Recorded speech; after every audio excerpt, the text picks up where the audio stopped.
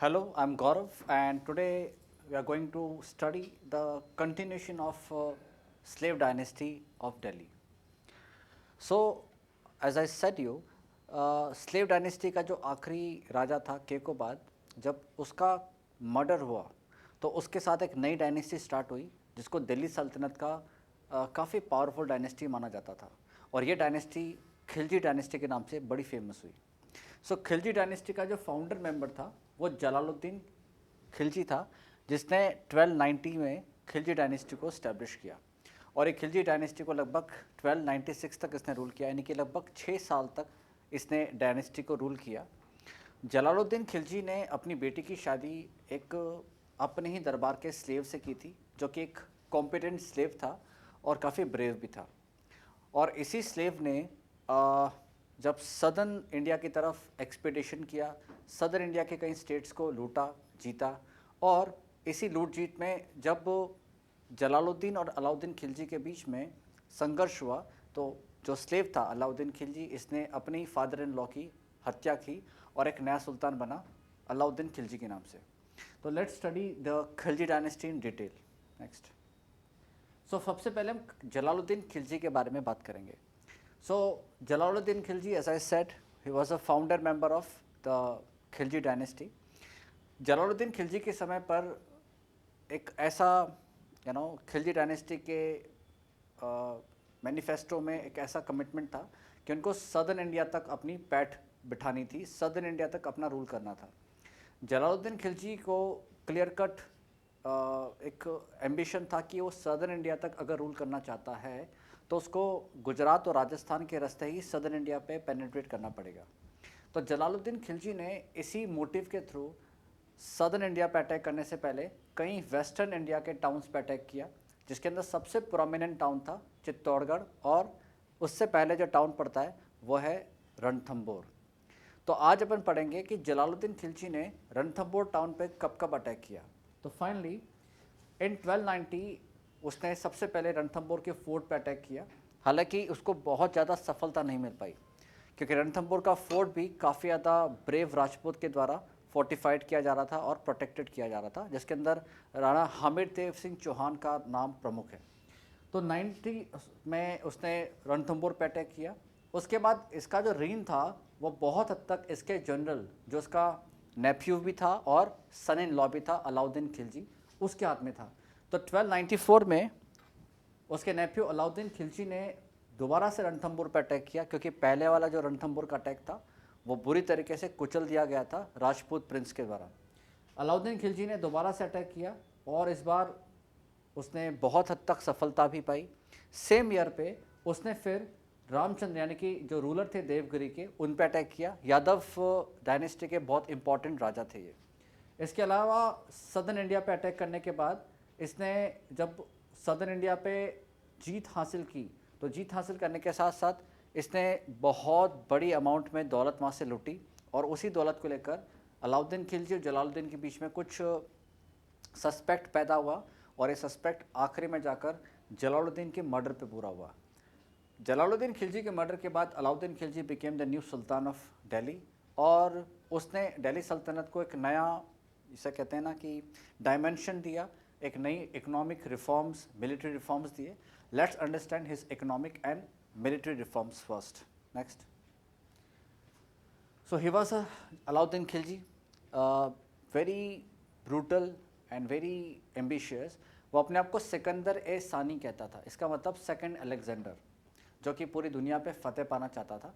और उसी एम्बिशन के साथ इसने सदर्न इंडिया पे अटैक किया, यादव वंश को इसने नष्ट किया, चित्तौड़ को इसने काफ़ी कुछ नुकसान पहुंचाया, और इसने अपने अंदर इतनी ज़्यादा एम्बिशन पैदा की थी कि इसने अपने एम्बिशन को पूरा करने के चक्कर में काफ़ी कुछ नुकसान किया सदर्न इंडिया के स्टेट्स का, वेस्टर्न इंडिया के स्टेट्स का।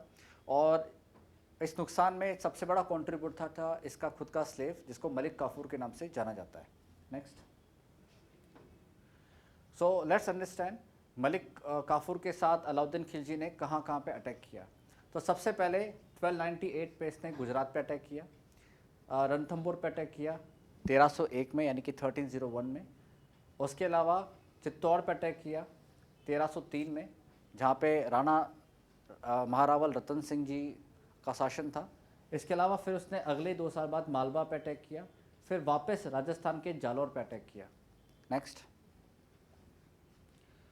इसके अलावा मैं आपको ऑलरेडी बता चुका हूँ, अलाउद्दीन खिलजी की जो आर्मी थी जिसके जनरल थे मलिक काफूर, उन्होंने रामचंद्र को डिफेट किया, प्रताप रुद्रदेव को डिफीट किया, बीर बल्लाल थर्ड और वीर पांड्या जो पांड्या डायनेस्टी के बहुत इंपॉर्टेंट किंग थे, उन्हें इन्होंने हराया। इसके अलावा अब अगर आर्किटेक्चर की बात करेंगे तो दिल्ली में हौज खास करके एक वाटर रिजर्वायर है, ये अलाउद्दीन खिलजी की देन है। इसके अलावा जमात खाना मॉस्क जो है ये अलाउद्दीन खिलजी ने बनवाया था। इसके अलावा अलाउद्दीन खिलजी के बारे में ऐसा भी कहते हैं कि जब इसने साउथ इंडिया पे अटैक किया था तो बहुत जो फेमस डायमंड था कोहिनूर, वो इसने अपने कब्जे में ले लिया था। नेक्स्ट।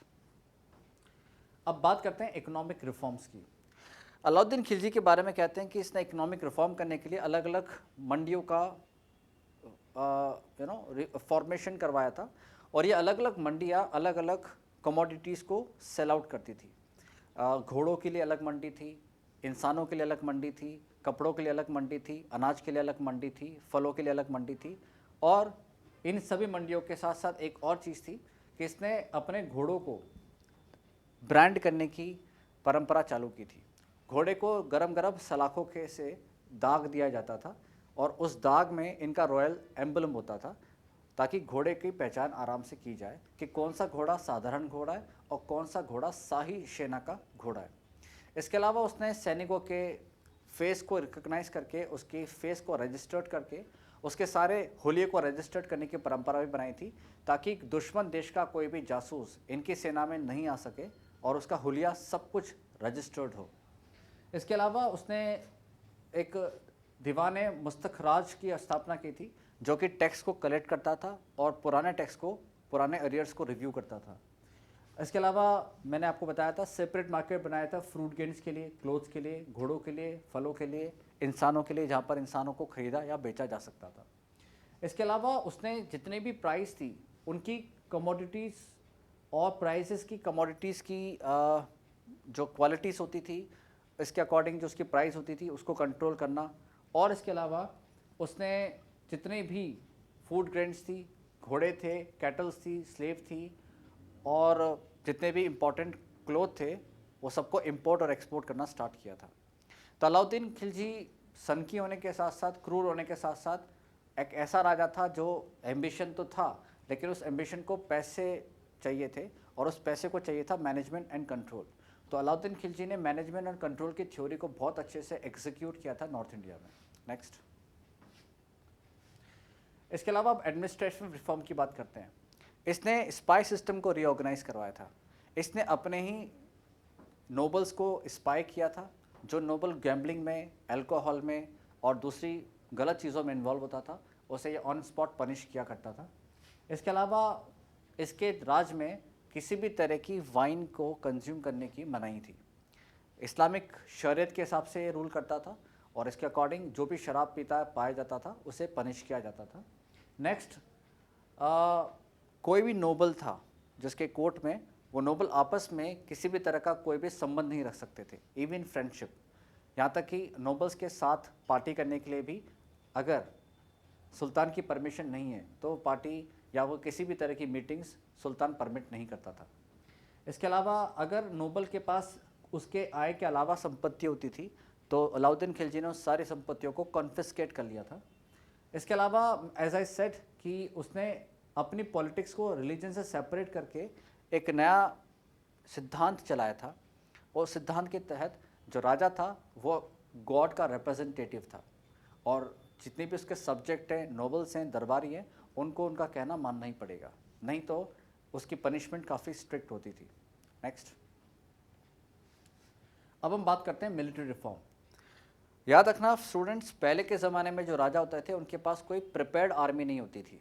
अगर राजा को युद्ध करना होता था तो अलग अलग क्लास के जो लोग होते थे वो कंट्रीब्यूट करते थे राजा को। जैसे कि किसान हैं तो कुछ दिनों के लिए खेतीबाड़ी छोड़ के वो सैनिक बन जाते थे, कुछ ट्रेडर्स होते थे और इसके अलावा जो राजा के जो दरबारी होते थे वो उनको सपोर्ट करते थे। Alauddin Khilji was the first person to introduce the standing army in Muslim specially. मैं राजपूतों की बात नहीं कर रहा यहाँ पर।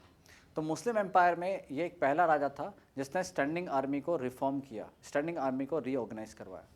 इसके अलावा इसने एकता को अबॉलिश करवाया और इसके अलावा ये सैलरी कैश में देना स्टार्ट किया इसने। पुराने ज़माने के जो राजा थे वो सैलरी कैश में नहीं देते थे, सैनिकों को जागीर दे देते थे, उस जागीर से जो भी टैक्स कलेक्ट होता था वही उनकी सैलरी होती थी।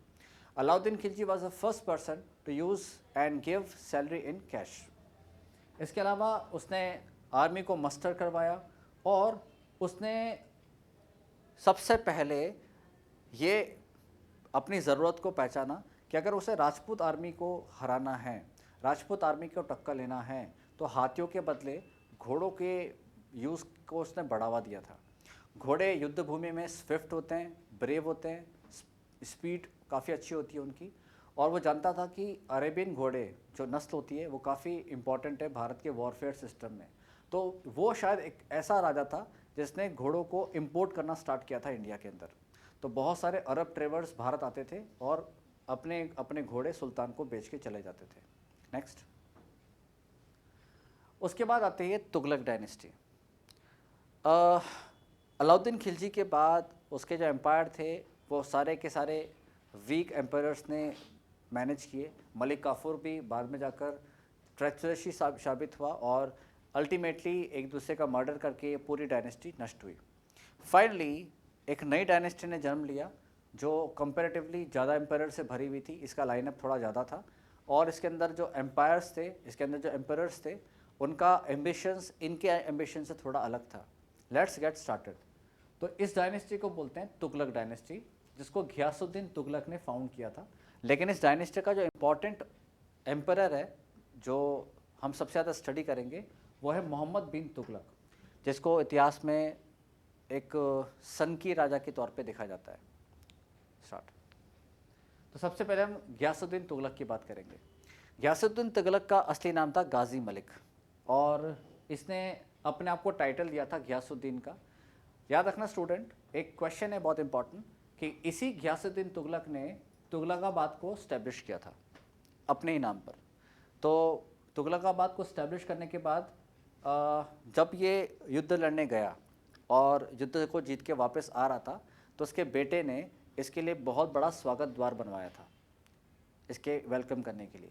जब ये स्वागत द्वार से निकला तो उसके बेटे ने अपने सैनिकों के साथ कॉन्स्पिरेसी करके वही स्वागत द्वार इसके ऊपर गिरा दिया और अल्टीमेटली इसकी मौत हुई।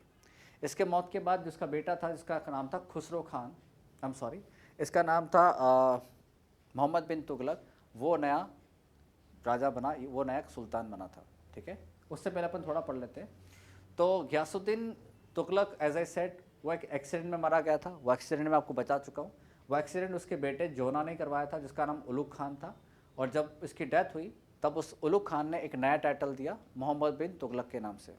काफ़ी कंट्रोवर्शियल कहेंगे ये, इसकी कंट्रोवर्सी के बारे में हम डिस्कस करते हैं। नेक्स्ट, मोहम्मद बिन तुगलक ऐसा सेट कि एक कंट्रोवर्शियल किंग था क्योंकि उसने अनवांटेड एक्सपेरिमेंट बहुत ज़्यादा किए थे और वो एक्सपेरिमेंट बैकफायर हो गए।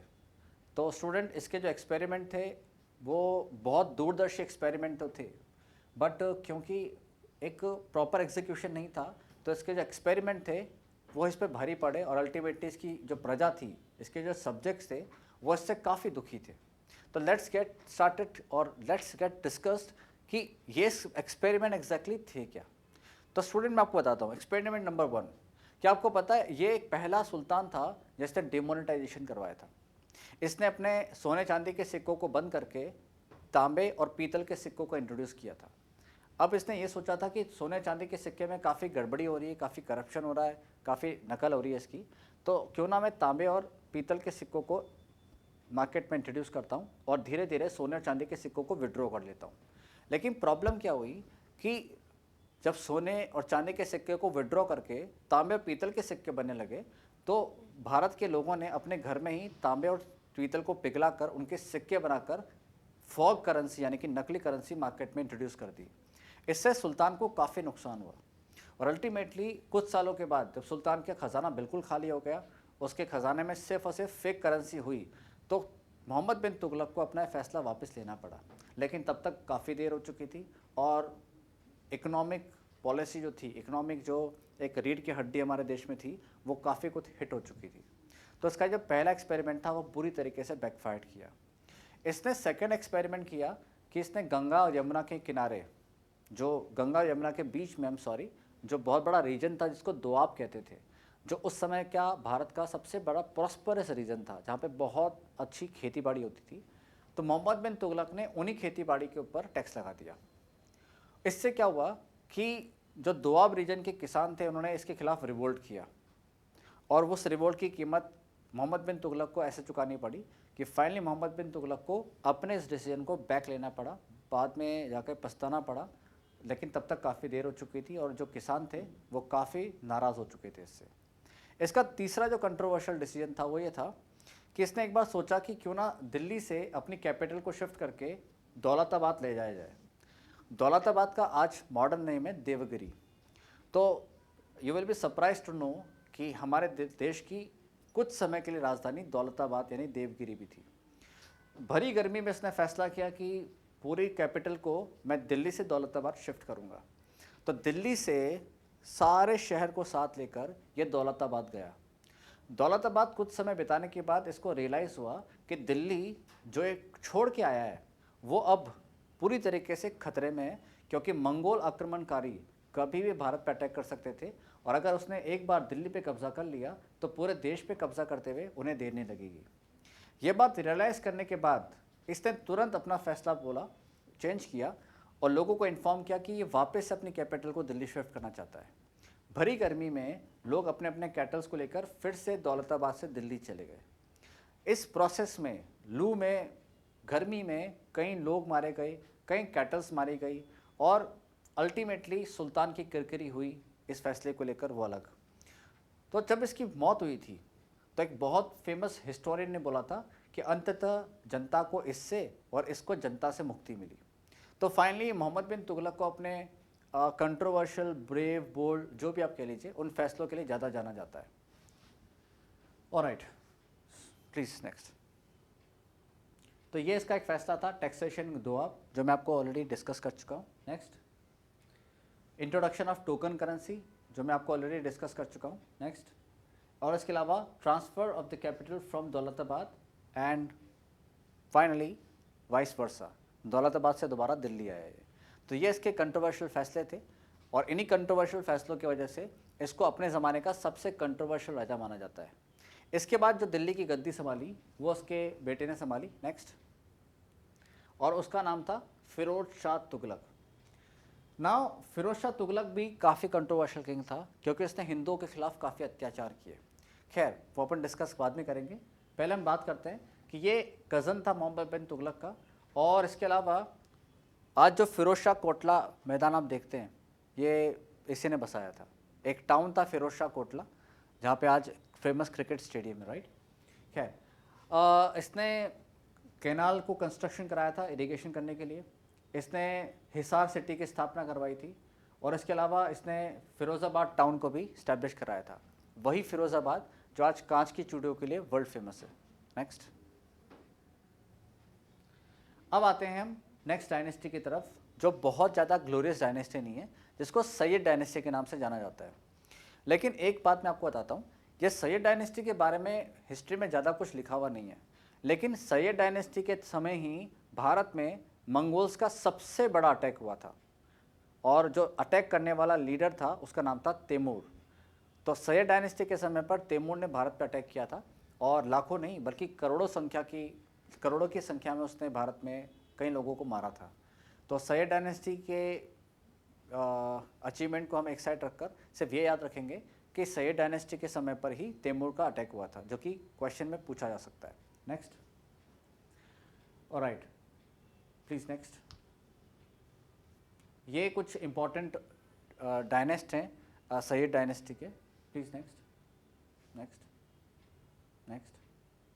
ओके, अब आते हैं सबसे इंपॉर्टेंट डायनेस्टी, जो कि लास्ट डायनेस्टी के नाम से जानी जाती है, जिसको बोलते हैं Lodhi dynasty. Lodhi dynasty Afghan Muslims के द्वारा स्टैब्लिश की गई डायनेस्टीज़ हैं। इस डायनेस्टी में जो भी किंग्स हैं उन्हें पढ़ना ही काफ़ी इंपॉर्टेंट है। So let's discuss, please. Bahlol Lodi was a founder of Lodi empire in India. So start करते हैं।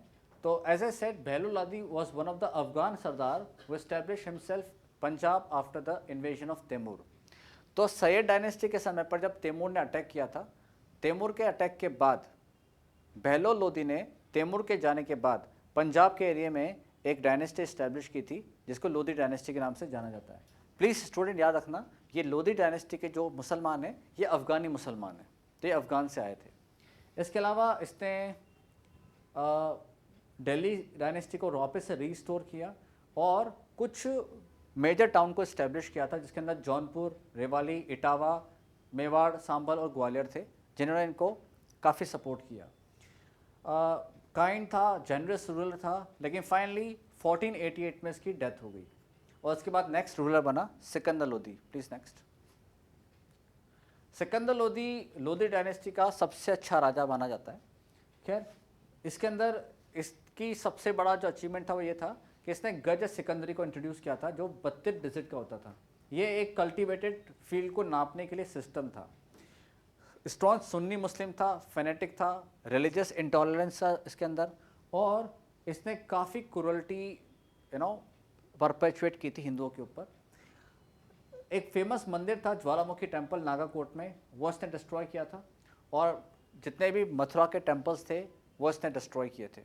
तो ज्वालामुखी के टेम्पल को डिस्ट्रॉय करने का जो डिस्क्रेडिट है वो सिकंदर लोदी को जाता है।